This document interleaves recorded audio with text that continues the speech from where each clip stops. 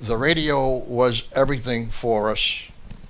It might have started for a lot of the kids, and especially in my house, because we lived in a tenement house. We lived on the third floor of a tenement house, and we had a radio.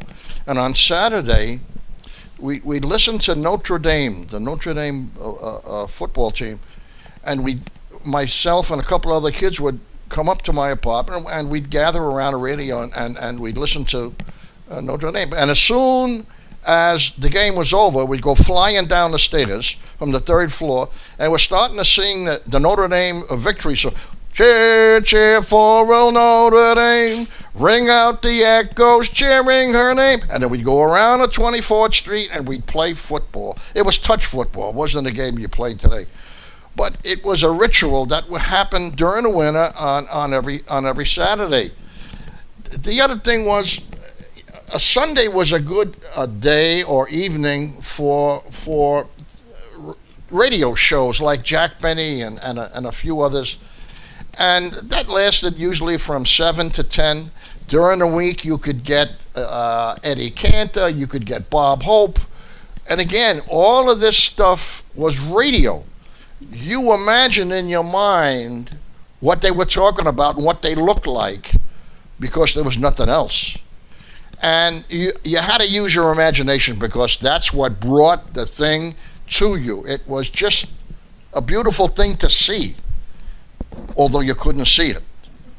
So radio was the way for us to enjoy what we wanted to, and our parents. I mean, if we were kids, can you imagine going back to my mother and father and listening to different things that they liked on the radio? And I know we'd put the radio on in the morning. My mother would listen to special programs. My father liked Amos and Andy.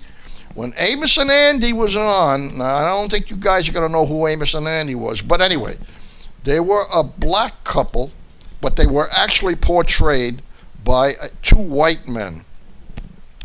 And they'd be on maybe at 7 o'clock or 7:30, and my father wouldn't miss it. And if anybody was there, because my father was a little deaf, I'm almost getting the same way.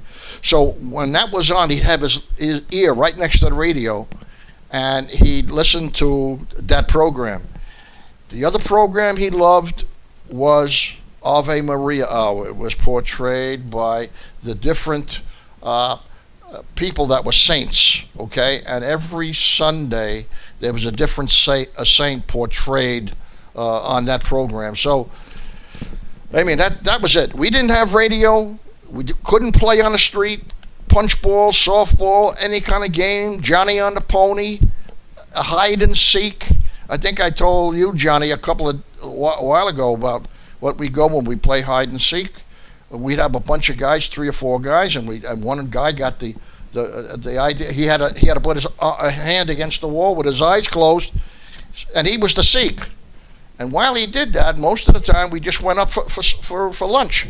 Of course, he couldn't find anybody, or everybody was having lunch. We'd come down; he was still looking for us. I mean, yeah, you know, when the summer came out of school, usually around the end of June, that's when we lived on the street. Breakfast, forget about it. Lunch, forget about it. Maybe we made supper. But other than that, we were always looking for something to do in the way of sports. Sports was the main thing, and that's why I guess I am a sports fan today, because that was the way of doing things. And